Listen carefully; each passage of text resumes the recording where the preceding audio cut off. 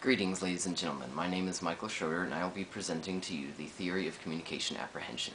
This theory was developed by James McCroskey in the 1970s and continues to be very influential in many of the communication theories that are prevalent today. Now, this theory is a broad term that basically is defined as a fear or anxiety associated with either real or anticipated communication with another person or persons. So what are the different types of communication apprehension? There's trait-like communication apprehension, generalized context, person group, and situational. And we'll cover them just briefly real quick. Basically, trait-like communication apprehension is a personality-based. It's who you are, and it's generally not thought to highly change over time. You're going to generally continue to be who you are down the road unless some sort of event basically makes you change your personality. Generalized context is context-based. Person group is a person or group of people-based. And situational is timing-based. Now, some researchers have isolated these to make them separate, but McCroskey doesn't think that's accurate.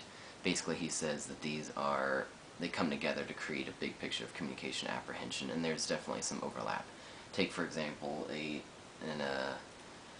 example of a student needing to talk to a professor. Maybe he has no apprehension or anxiety talking to a professor about assignment, but if the professor says, "Hey, I'd like you to stay after class, I need to talk to you," that student might get really, high anxiety, very apprehensive about it all.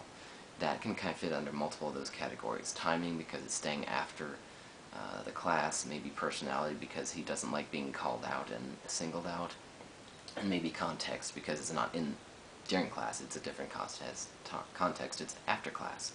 So it can kind of be a lot of each of those. Now, what are the causes of communication apprehension? Unfortunately, there's no single standalone cause that you can say this is what causes communication apprehension.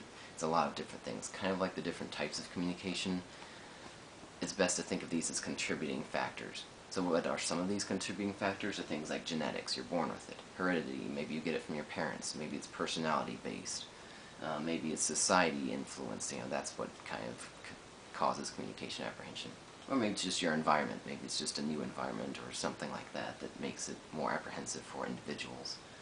Now, Seligman has a concept of learned helplessness. Basically, you can think of it as a negative learned spiral of experiences. So if I give a speech in the past and it was terrible, people made fun of me, people laughed at me, and it was horrible. It failed, and I failed the assignment. Next time I have to give a speech, I'm probably going to take that preconceived notion and previous experience in with that and say, I'm probably not going to succeed at the speech coming up, and it's going to be really bad, and they're going to make fun of me all over again. That's kind of that learned helplessness spiral. Rosenbaum has kind of the opposite perception of learned resourcefulness, where I have a bad experience in the past. Okay, I failed that speech, but I have another speech coming up, and I can do it. I know I can do better, I can prepare better, and I can do it. And that's kind of more of a normal person's approach, rather than the learned helplessness is kind of representational of high communication apprehension, and you're stuck in that negative spiral of apprehensive about some sort of communication. And so again, basically you can think of it as reinforced cyclical behavior is really the takeaway from that.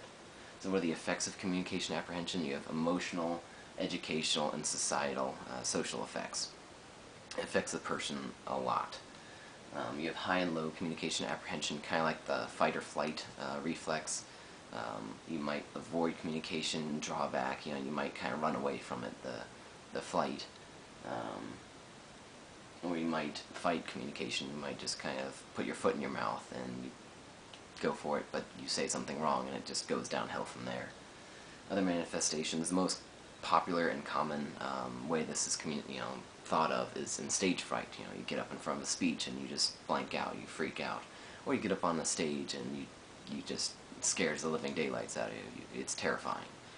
Otherwise, it could be like another great example is a guy about to call a girl that he likes for the first time, and he wants to ask her on a date.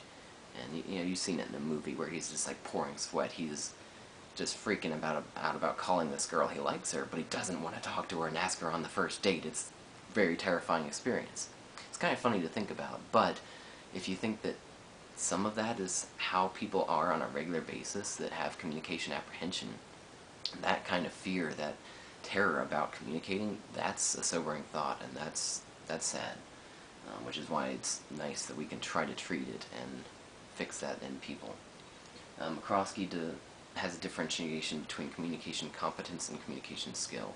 Communication competence is basically you have the head knowledge, and the skill is you can actually communicate well.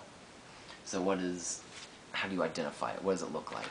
Well, basically it's an enduring tendency to be apprehensive about communication in a variety of settings. And yes, it's a very broad term, but it's a very broad field as well. The reality is communication is very difficult to identify or measure or quantify. It's not corporeal. You can't hold it in your hand and say, this is communication apprehension. It's inside you, so it's hard to define from an external source. And the best way to identify it is for a person who has communication apprehension to basically self-identify and seek help. But unfortunately, since communication apprehension is basically a communication inhibitor, that's not very likely to happen. So it often is not identified in people. Some different treatments of communication apprehension. First, you kind of need to figure out if it's rationally based, if it's based on previous experiences, things like that, or if it's like an irrational fear that someone has. Otherwise, Bond proposes a 4-phase strategy in kind of a school environment to address communication apprehension. Teachers should have more communication awareness to be aware of the factors that can be present in their classroom and in the kids. And then they basically need to create basic communication courses early in grade school so that kids develop proficiency in communication. And then also have specialized treatment opportunities for shy kids on a voluntary basis only. And then develop classroom activities that encourage oral communication, and that will kind of foster that experience that you can build up positive experiences in children. Now, nonverbal learning disorders is a field that's not really discussed in James McCroskey's theory of communication apprehension. Now, about 65% of all communication is nonverbal. So, to me, that's something that the theory of communication apprehension could expand and include and benefit from. Nonverbal learning disorders are a very real problem that, honestly, they're probably more debilitating than a verbal learning disorder. The great pioneering figure in learning disabilities, Helmer Michaelbust, said that nonverbal learning disorders are more debilitating than verbal disabilities. Basically, nonverbal learning disorders, they degrade the ability of an individual to interpret nonverbal signs or perceive social cues. And unfortunately, in the world that we live in, nonverbal learning disorders are not very well known, especially like in teachers. They're not really aware of them for the most part. Now, nonverbal learning disorders, they can have strong verbal skills because they lack in nonverbal skills or identifying them, so they actually have better verbal skills to try to cover up those deficiencies that they have. And Thompson has some interesting thoughts, kind of like Bond, of how to treat these in a school environment. Basically, you want to create routines that are consistent, that the kid is aware of and can trust and is familiar with, so he can adjust to them. And then they also need to have cooperative learning situations, so like group projects, and they also need to have good role models so that they can observe those people and watch and learn better behavior. And for adults who are good role models, the best way is to verbalize processes, thought process, things like that. That way, a nonverbal learning disorder person can understand what is going on internally on someone else's brain, kind of develop some strengths there. So in conclusion, James McCroskey's theory of communication has had a huge impact on modern communication theories. The fact is, the theory is still continuing to grow and expand, and it's hard to know what's going to be included in the future.